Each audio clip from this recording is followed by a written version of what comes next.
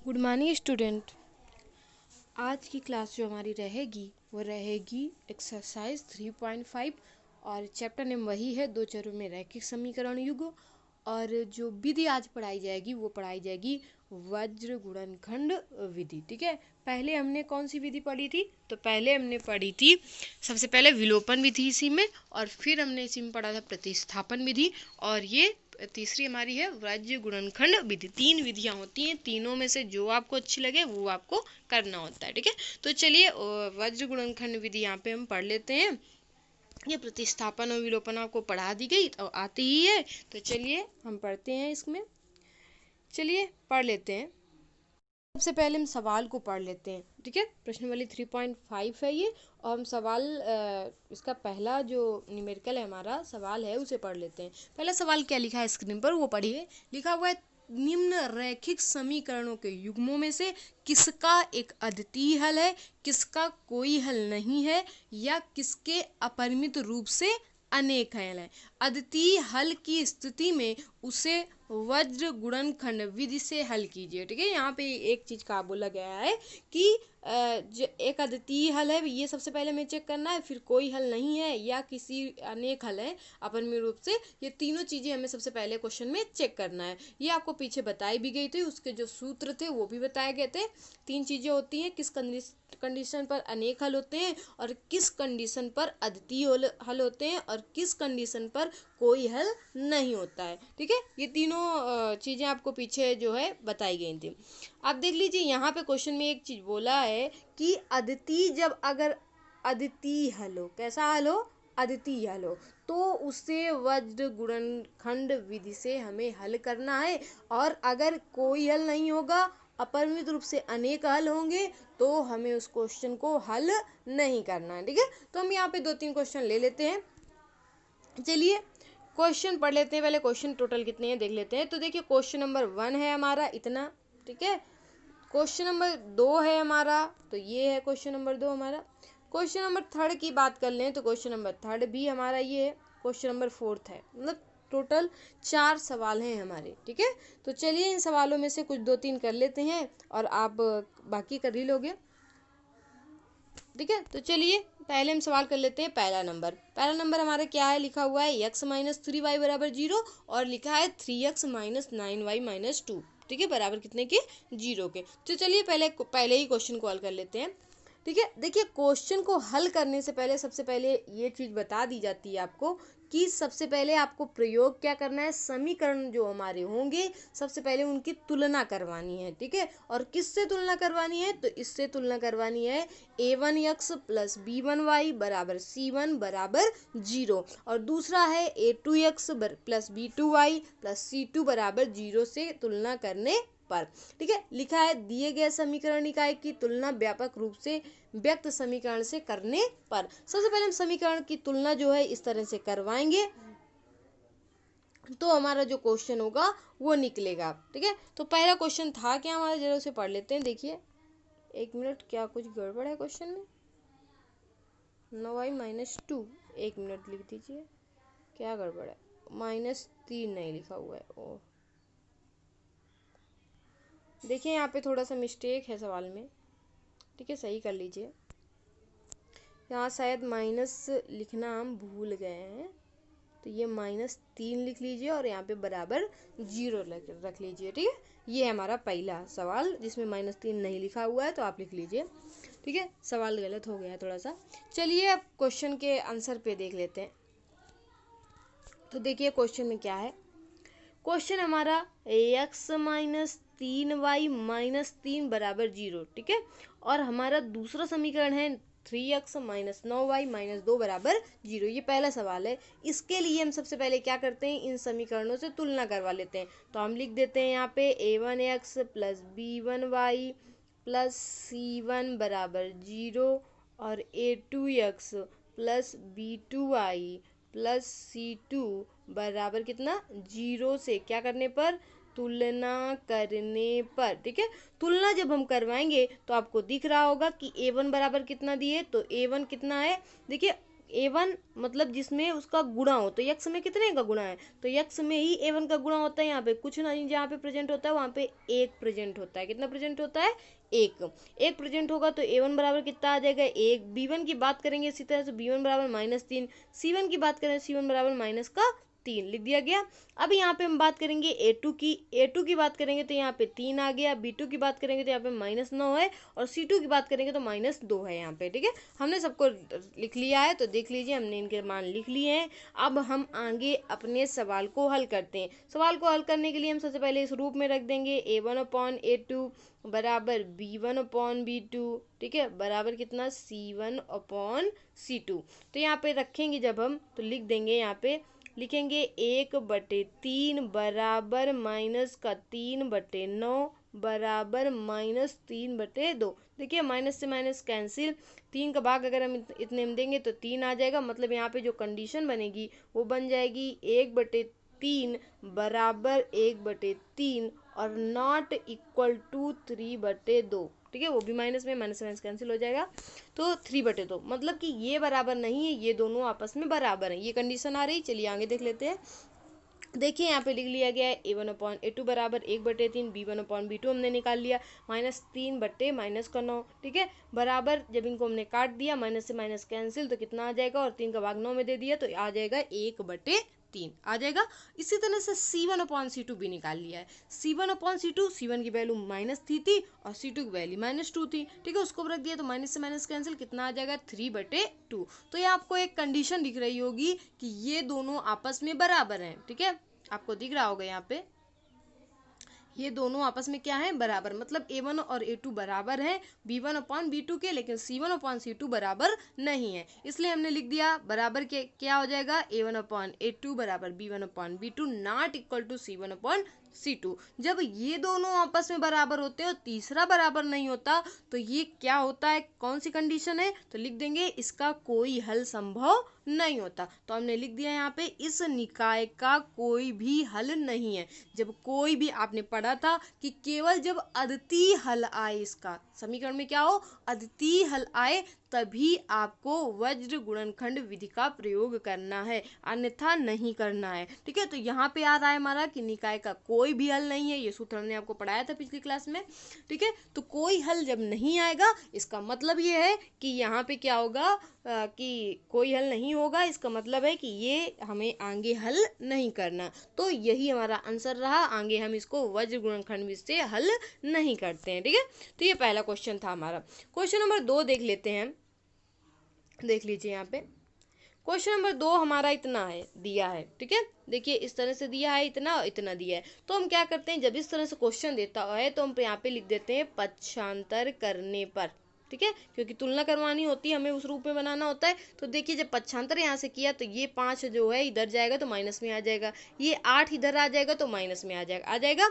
अब देखिए इसकी तुलना हम किससे करवाएंगे, तो इसकी तुलना हम करवाएंगे a1x plus b1y plus c1 बराबर 0 और a2x plus b2y plus c2 बराबर 0 से क्या करने पर, तुलना करने पर। तुलना करवा देंगे तो a1 बराबर 2 आ जाएगा, b1 बराबर 1 आ जाएगा, c1 बराबर -5 आ जाएगा, a2 बराबर 3 आ जाएगा और b2 बराबर 2 आ जाएगा, c2 बराबर माइनस। यहाँ पे हमने डायरेक्ट लिख दिया है। ठीक है, आप यहाँ पे तुलना करने के लिए लिख सकते हो। ठीक है, यहाँ पे लिख सकते हो। चलिए यहाँ से अब देखिए लीजिए, अब करते क्या है स्टेप, हमें पता है, हम a1/a2 रख लेते हैं, b1/b2 रख लेते हैं और c1/c2 भी रख लेते हैं। ठीक है, तो देखिए a1/a2 की वैल्यू कितनी है, 2/3 और b1/b2 की वैल्यू है 1/2 और c1/c2 की बात करें तो ये भी कितना है, ये भी नॉट इक्वल है। मतलब माइनस माइनस से कैंसिल, 5/8 आ जाएगा यहाँ पे भी।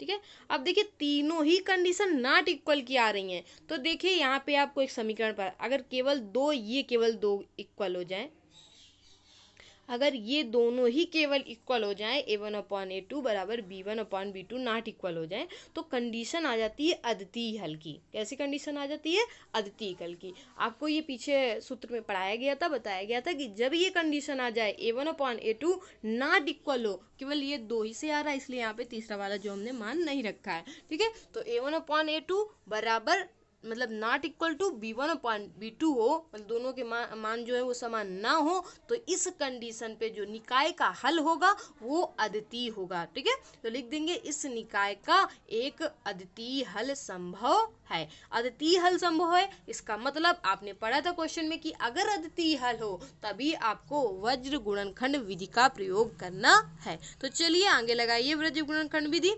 मान देखिए a1 बराबर 2 दिया हुआ, b1 बराबर इतना दिया हुआ, इतना, ये सब उठा के हम रख देंगे।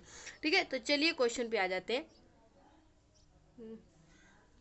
देखिए यहाँ नीचे है, देख लीजिए यहाँ पे। तो इस निकाय को हल करने के लिए हम यहाँ पे सूत्र लगाते हैं। ठीक है, यहाँ पे हमने डायरेक्ट लिख दिया है, सूत्र नहीं लिखा है, तो देख लीजिए सूत्र लिख देते हैं। देखिए सूत्र इस तरह से होता है, आपको कॉपी में भी ये दिखाया गया है। ठीक है, ये आपको मतलब आपके बुक में भी लिखा हुआ है इस तरह से सूत्र। तो ये सूत्र हमारा है। सूत्र में याद करने के लिए आप कुछ नहीं, बेसिक सा करिए। देखिए सबसे पहले याद कर लीजिए कि बी और सी होता है। ठीक है, और इसके नीचे भी इस तरह से लिख दीजिए बी सी। ठीक है, अब देखिए बराबर लगा दिए चिन्ह, वाई लिख दीजिए। अब बी सी, सी पे इंड हो रहा है मतलब सी से स्टार्ट होगा इसमें, तो लिख दीजिए सी ए, यहाँ पे लिख दीजिए सी ए। ठीक है, अब देखिए ए से ए पर बंद हो रहा है, मतलब ए पर, ये पीछे अंत में ए आ रहा है, मतलब ए से स्टार्ट होगा तीसरा वाला, तो लिख देंगे हम, कितना लिख देंगे, ए वन, मतलब ए बी, और नीचे भी लिख देते हैं ए बी। ठीक है, सिंपल सा पहले इतना लिख दीजिए, कुछ ना कीजिए, सूत्र एकदम आपको अच्छे तरीके से याद हो जाएगा। ठीक है, फिर उसके बाद करिएगा क्या, देखिए यहाँ पे कर दीजिए b1 c1, यहाँ पे हो जाएगा v2 c2। ठीक है, बिल्कुल सिंपल सा सूत्र है। देखिए यहाँ पे कर दीजिएगा, यहाँ पे भी वही 1, यहाँ पे 2 2। ठीक है, सेम यहाँ पे भी a1 b1 और a2 b2। ठीक है, ये आ गया। ठीक है, बिल्कुल छोटा सा सवाल है, देख लीजिए, कर दीजिए। अब हम बस इनका मल्टीप्लिकेशन ऐसे तिर्यक करवा देते हैं इस तरह से। देखिए ये तिर्यक करवा दिया, यहाँ पे भी ये तिर्यक करवा दिया। जब तिर्यक करवाएंगे तो एक सूत्र बन जाता है b1 c2। जब इस तरह से इसका गुणा करवाएंगे तो ये आ जाएगा b1 c2, इस तरह से बन जाएगा b1 c2 minus b2 c1। ठीक, यक्स के नीचे बन जाएगा। ठीक है, y के नीचे इसी तरह से बन जाएगा, तो आ जाएगा c1 a2 minus a1 c2। ठीक, बन जाएगा बराबर, यही नीचे बन जाएगा 1/a1 b2 b1 c2। ठीक है, तो इस तरह से सूत्र बन जाएगा, पता है। ठीक है, तो यहाँ पे सूत्र ना लिख के यहाँ पे डायरेक्ट लिख दिया गया है, देख लीजिए यहाँ पे। तो यहाँ पे लिख दिया गया, वही लिखा गया है सूत्र में, क्या ये इसकी वैल्यू है। ठीक है, तो ये हमारी है b1, ये है c1, ये है हमारा b2 c2, ये है हमारा c1 a1 c2 a2, ये है हमारा क्या a1 b1 और a2 b2, सबकी वैल्यू रख दी हमने। अब मल्टीप्लाई करवा दिया, तिर्यक मल्टीप्लाई, इसका गुणा इधर करवा दिया, इसका गुणा इधर करवा दिया, इसका गुणा इधर करवा दिया, इसका गुणा इधर इधर करवा दिया, इधर। ये देखिए अभी आपको बेसिक समझा रहे हैं, आगे इसका एक सूत्र और भी बताएंगे, अभी आगे सवाल है।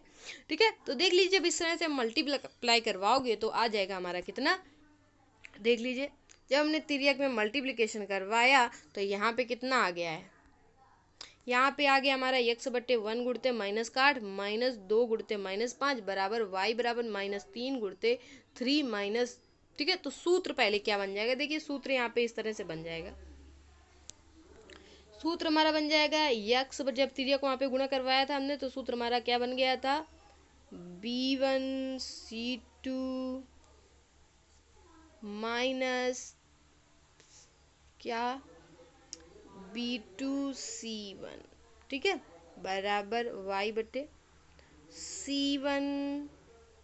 a2 माइनस कितना हो जाएगा यहाँ पे c2 a1 बन जाएगा, बराबर 1/a1। ठीक है, और क्या हो जाएगा हमारा b2 माइनस b2 क्या हो जाएगा a1 b2। ठीक है, यहाँ पे आ जाएगा हमारा कितना, तो यहाँ पे आ जाएगा b2 a2, एक मिनट कुछ मिस्टेक हुआ, देख लीजिए यहाँ पे कितना हो गया 1/a1, तो a1 b1। ठीक है, b2 मतलब a2। ठीक है, और यहाँ पे B2, ठीक है। तो हो जाएगा यहाँ पे ये वाला सही है, यहाँ पे हो गया B1 हो जाएगा, क्या हो जाएगा B1, ठीक है, वही मिस्टेक कर रहे थे। तो A1 और यहाँ पे हो जाएगा हमारा कितना A2, ठीक है, इतना हो जाएगा, हो जाएगा। तो यही सूत्र यहाँ पे लगाया गया है। तो देख लीजिए सूत्र हमारा इतना लगाया गया है। तो यहाँ पे लिखा हुआ है हमारा यक्स बटे, लिखा हुआ है इस तरह से, गुणा जब करवाया गया था इतना लिखा गया है, इतना इसका मल्टीप्लिकेशन करवा दिया, इतना इसका करवा दिया। देखिए इसका करवाया तो -8, इसका करवाया -10, इसका करवाया -15 और इसका करवाया -16, इसका करवाया तो इतना 4, इसका 3 करवा दिया। अब देखिए हमें पता है जब भी कोष्टक हटाएंगे तो माइनस माइनस ये प्लस हो जाएगा, तो हमने लिख दिया -8 + 10। यहाँ पे देखिए यहाँ से भी जब कोष्टक हटेगा तो माइनस माइनस प्लस होता है, तो यहाँ पे लिख दिया -15 + 16। यहाँ पे 4 में 1 घटाया तो इतना आ गया। अब हम करते क्या है, तो देखिए जब हमने 10 में 8 घटाया 2 आ गया, इसमें घटाया तो 1 आ गया, इसमें 1 आ गया।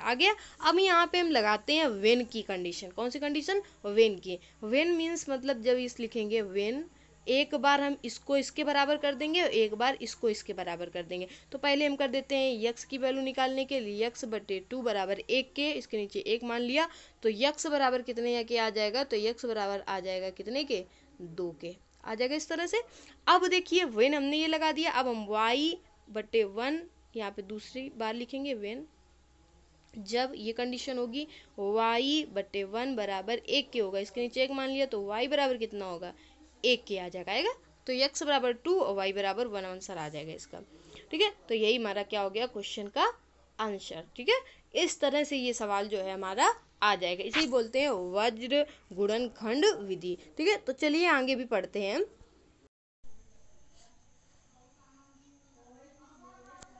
देख लीजिए तो हमारा चौथा नंबर सवाल है, ठीक है। हमने क्वेश्चन नंबर 2 को हल कर लिया, अब क्वेश्चन नंबर 4 को हल कर लेते हैं। क्वेश्चन नंबर 4 में आपको 2 टाइप बता देंगे, जो आपको सरल लगे वो आप कर लीजिए। तो देख लीजिए यहाँ पे ये लिखा हुआ है x - 3y - 7 बराबर 0, 3x - 3y - 15 बराबर 0। ये क्वेश्चन नंबर 4 है हमारा, ठीक है।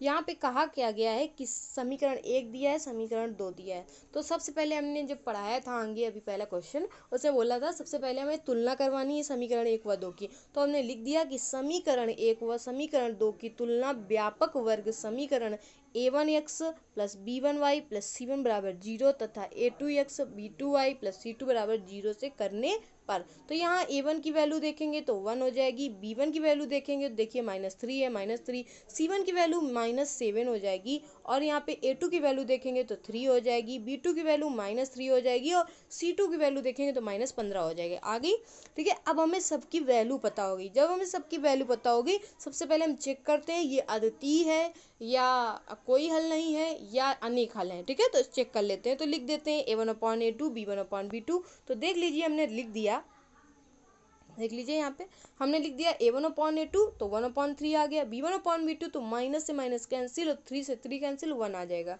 ठीक है। c1/c2 -7/-15 तो माइनस से माइनस कैंसिल कितना आ जाएगा 7/15 आ जाएगा, ठीक है। अब यहाँ पे हम बात करते हैं, तो यहाँ बात करेंगे हम किसकी, देखिए हमें पता है दिखाई पड़ रहा है यहाँ पे, देखिए तीनों ही नहीं मिल रहा है। देखिए पहले का मान a1/1/3, इसका 1, इसका 7/15, मतलब तीनों मैच नहीं कर रहे। जब तीनों मैच नहीं करते हैं तो हम ये वाली कंडीशन फॉलो करते हैं, जब तो लिख देंगे यहाँ 1/3 नॉट इक्वल टू 1 है, और जब ये इसके बराबर नहीं है मतलब कंडीशन हमारी ये वाली होगी a1/a2 not equal to b1/b2, और जब ये कंडीशन होती है तो समीकरण हमारा कैसा होता है, अद्वितीय होता है, अद्वितीय हल होता है। कैसा होता है, अद्वितीय हल होंगे। जब अद्वितीय हल होंगे इसके तो हम आगे अब अपने सवाल को हल कर सकते हैं, किससे, वज्र गुणनखंड विधि से। तो चलिए आगे हल करते हैं, वज्र गुणनखंड विधि से हम इसको हल करते हैं।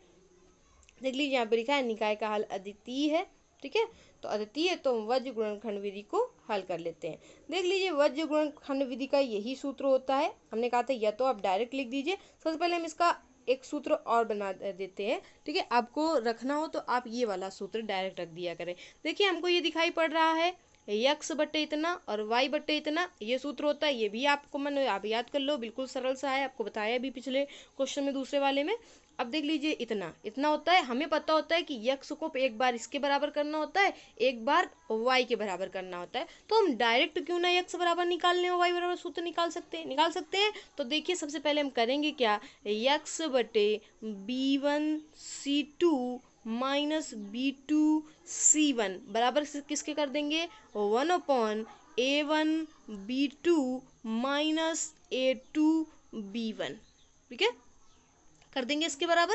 जब इसके बराबर कर देंगे, सबसे पहले हमें पता है कि तिर्यक गुणा होता है। जब भी तिर्यक होता है तो हम इसको नीचे ही रखेंगे, इसको केवल उधर भेज देंगे। इसको उधर भेज देंगे तो ये बन जाएगा हमारा, क्या बनेगा, ये बन जाएगा x बराबर b1c2 माइनस b2c1, ठीक है, बटे a1 कितना b2 माइनस कितना a2b1, ठीक है, ये इस तरह से। तो इस तरह से हम डायरेक्ट ये सूत्र भी यूज कर सकते हैं। इसी तरह से y वाले को देखेंगे तो y बराबर भी हमारा हो जाएगा इसी तरह से, जब करेंगे c1a2 minus c2a1 upon a1b2 minus a2b1।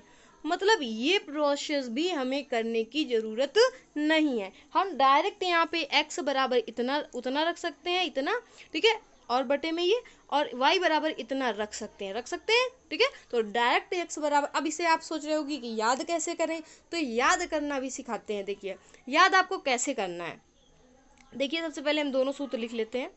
तो दोनों सूत्र लिखेंगे तो x बराबर, छोटा सा थोड़ा लिखते हैं, x बराबर आ जाएगा हमारा कितना, b1c2 minus b2c1 upon a1b2 minus a2b1, ठीक है, ये x बराबर अभी निकाल के दिखाया कैसे निकालना है, ठीक है। अब इसी तरह से हम y बराबर निकाल लेते हैं। तो y की जब वैल्यू निकालेंगे तो आ जाएगा c1a2 minus c2a1 upon a1b2, ठीक है, माइनस का a2b1, यही तो बताया था अभी, ठीक है।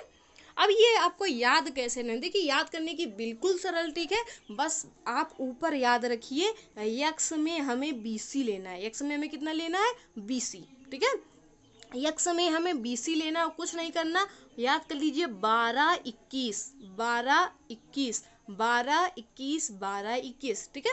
तो नीचे आपको याद करना है कि x में ऊपर BC। अब देखिए कैसे, तो देख लीजिए इसको भी, x बराबर सबसे पहले हम क्या लिखेंगे, अगर सूत्र ना भी याद हो, बस आप केवल 12 21 याद रखिए और BC याद करिए, ठीक है। लिख दिया हमने BC माइनस BC, और नीचे AB दोनों में रहेगा, तो AB आपको याद कर लेना है, BC अपॉन AB, बस, ठीक है, AB बीच में माइनस, ठीक है। इसी तरह से y वाले करें तो हमें याद करना है CA माइनस CA बटे AB माइनस कितना AB, ठीक है, याद करना है।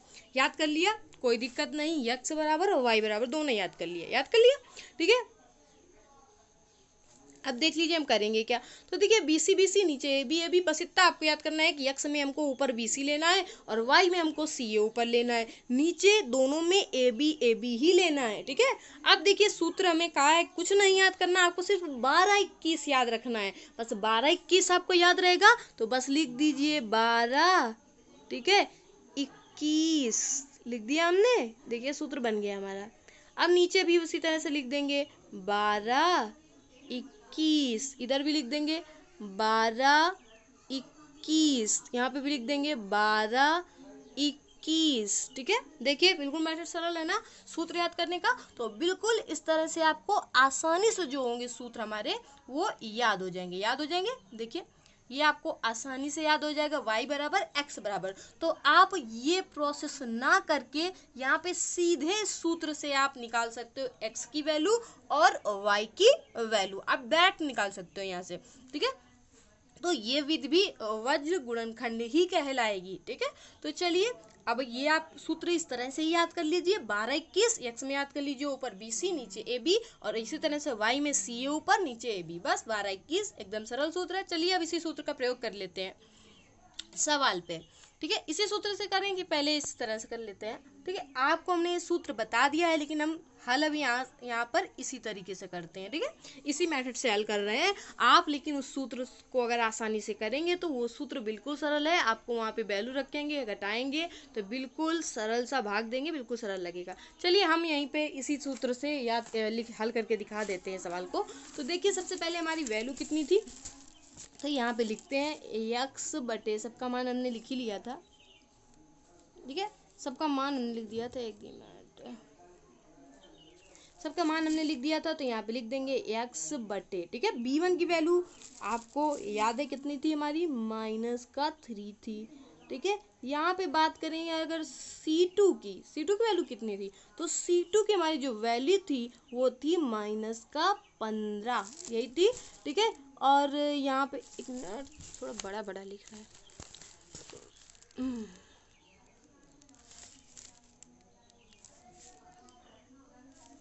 चलिए अब इसको फिर से लिख देते हैं।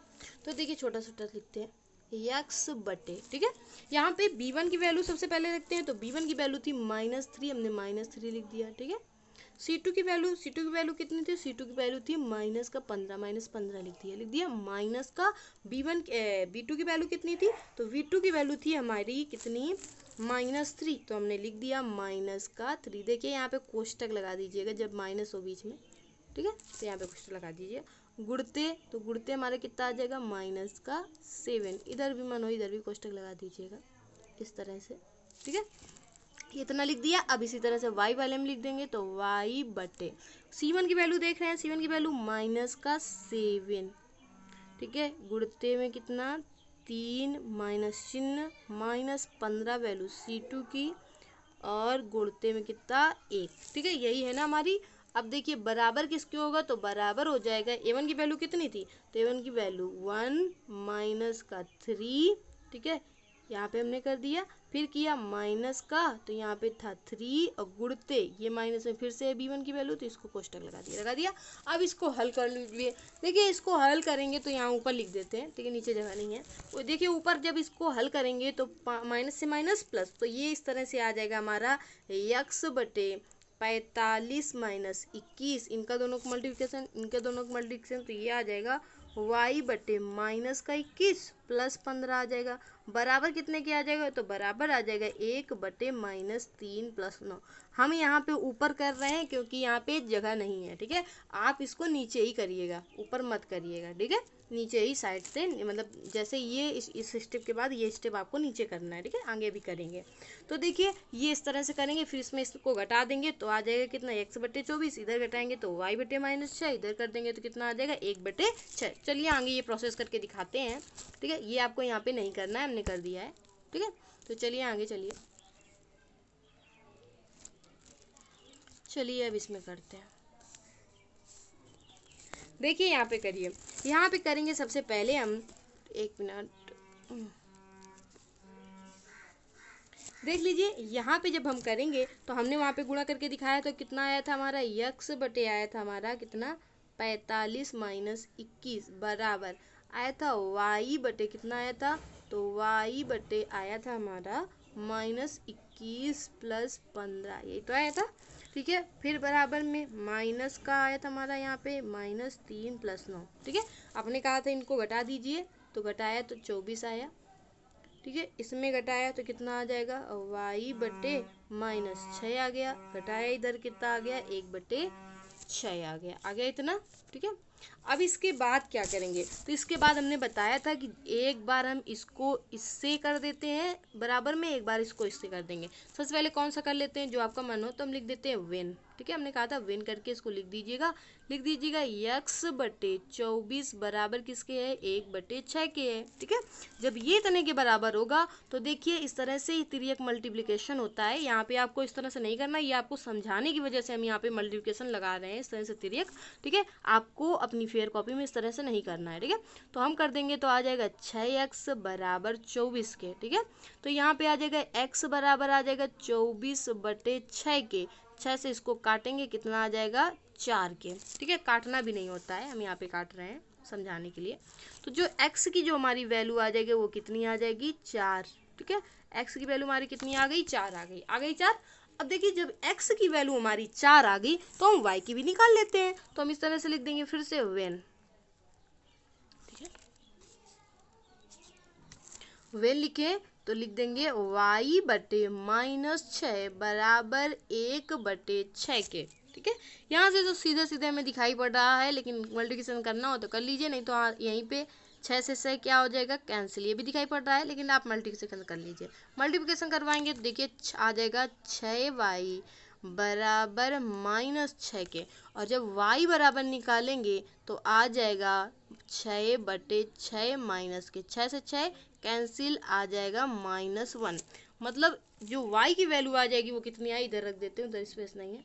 y बराबर कितना आ जाएगा, -1 आ जाएगा, आ जाएगा। तो देखिए हमारा जो y की वैल्यू आ गई वो कितनी आ गई, y बराबर -1 और x बराबर आ गया 4। तो ये दोनों वैल्यू हमारी आराम से निकल आई, ठीक है। आप ये प्रोसेस भी कर सकते हो, ये भी सरल है बिल्कुल, ठीक है, लेकिन इससे भी सरल जो अभी बताया है, x बराबर जो सूत्र है आपको आसानी से याद भी हो जाएगा, याद ऐसे भी हो जाएगा, कोई दिक्कत नहीं है।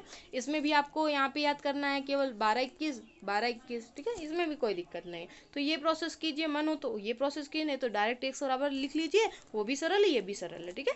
तो हमारे इस तरह से सवाल निकल आएंगे। यहाँ पे आपको 3 सवाल करवा दिए, और तीसरा नंबर सवाल है वो आपको अपने मन से कर लेना है, ठीक है। तो चलिए यहीं से जो हमारी आज की जो क्लास होती है वो फिनिश होती है, ठीक है। तो चलिए हम यहीं तक